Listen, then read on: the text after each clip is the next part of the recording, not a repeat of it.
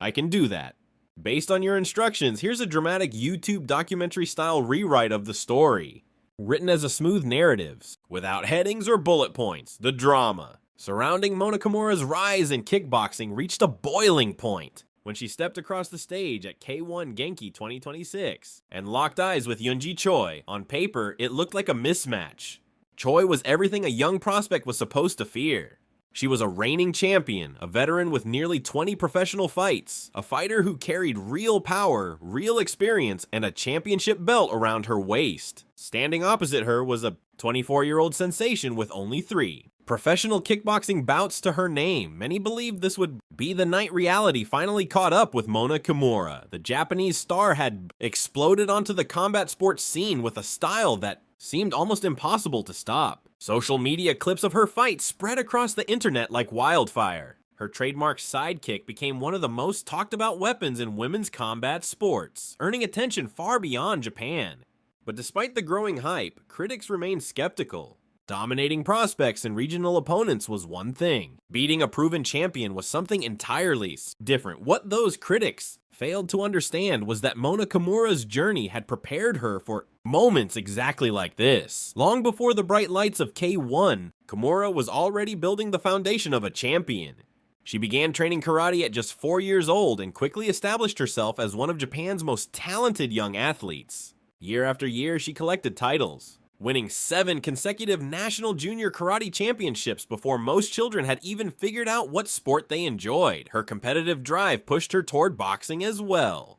By 4th grade, she was already competing seriously, eventually capturing a junior featherweight championship and earning the opportunity to represent Japan on the international stage.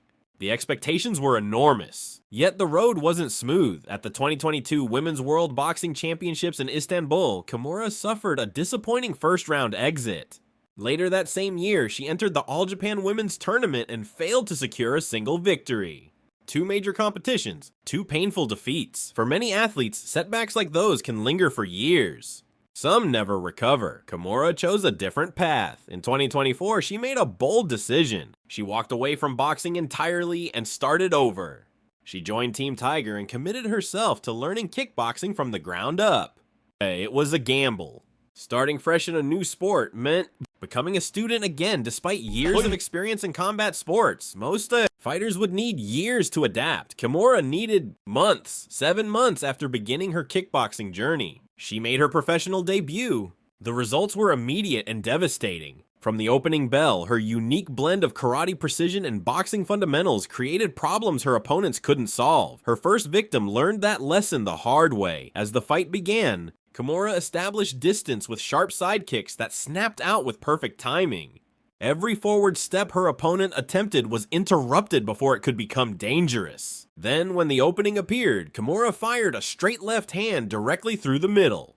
The punch landed clean, sending her opponent crashing to the canvas. The referee didn't need much time to make a decision. Just 92 seconds into her professional debut, the fight was over. It was an explosive introduction. But skeptics still demanded more proof. They got it. In her second fight, Kimura faced a more experienced opponent capable of surviving difficult situations and dragging younger fighters into uncomfortable territory. Many expected the newcomer to struggle over 3 rounds. Instead, Kimura delivered a masterclass. For 3 straight rounds, she controlled every aspect of the contest. Her side kicks dictated range. Her left hand repeatedly found its target. Every exchange seemed to happen on her terms. While her opponent fought desperately to stay competitive, Kimura looked calm, composed, and completely in control. When the final bell sounded, the judge's decision was unanimous. The hype was growing. Then came the fight that truly launched her into the global spotlight. Facing a durable and aggressive opponent known for relentless pressure, Kimura produced the kind of performance that turns prospects into sensations. From the opening moments, she punished every attempt to close distance. Side kicks hammered into the body and head. Straight punches sliced through the guard. Blood began to appear. The crowd sensed something special unfolding. By the end of the first round, the damage was obvious. Cuts opened. The pressure mounted. Yet Kimura looked untouched. When the second round began, she continued her assault. The damage worsened until the ringside doctor finally intervened. The fight was stopped. The highlight clips spread across the internet almost instantly. Suddenly, Mona Kimura wasn't just a promising Japanese fighter, she was becoming an international phenomenon. That success eventually led her to the biggest challenge of her young career. Yunji Choi. Unlike previous opponents, Choi carried the credibility of a champion. She wasn't brought in to build Kimura's reputation. She was brought in to test it. Everything about Choi suggested danger. She possessed experience. She possessed power. She possessed the confidence that comes from winning championships. For many observers, this was the moment Kimura's fairy tale run would finally hit a wall. When the bell rang, Choi charged forward exactly as expected, aggressive, physical, determined, and immediately, she ran into a problem. That problem was Mona Kimura's sidekick. Again and again, the kick interrupted Choi's advances. Every attempt to close distance was met with precise resistance. Every step forward carried risk. Every opening was punished by a straight left hand flying directly down the middle. Then came the moment that changed. The entire fight, Kimura landed a crisp straight left before instantly following with a perfectly timed head-level side kick. The impact snapped Choi's head backward and sent her tumbling toward the canvas. Some observers believed it was close enough to be scored as a knockdown, whether officially counted or not. The message was clear. The champion was in trouble. As the rounds progressed, the pattern never changed. Choi continued searching for answers. Kimura continued denying them. Sidekick, straight left, reset, repeat. Round after round, Choi found herself trapped in a puzzle she couldn't solve. By the third round, the damage was beginning to show. Blood streamed from her nose. Her offensive output slowed dramatically. The relentless pressure that had defined her career was fading under the weight of Kimura's precision. When the final bell sounded, there was little doubt about the outcome. All three judges scored the contest 30-27. Unanimous decision, a dominant performance, a statement victory. In just 4 professional kickboxing fights, Mona Kimura had dismantled opponents with vastly different styles. She had stopped aggressive pressure fighters.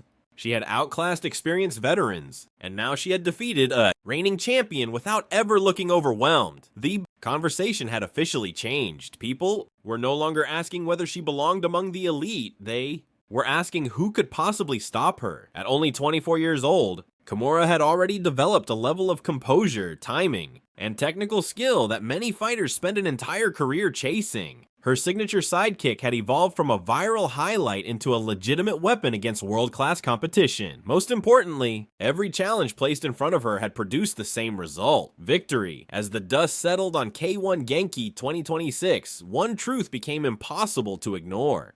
Mona Kimura was no longer a prospect. She was no longer a rising star. She was becoming a force. And for every fighter watching from the sidelines, the warning was obvious. A championship belt alone wouldn't be enough. Neither would confidence, because Yunji Choi arrived with both, and it still wasn't enough. What do you think? Is Mona Kimura destined to become a K-1 world champion, or is there still someone out there capable of stopping her incredible rise? Let us know in the comments below. If you enjoyed this breakdown, make sure to like the video, subscribe to the channel, and turn on notifications so you never miss our next fight analysis.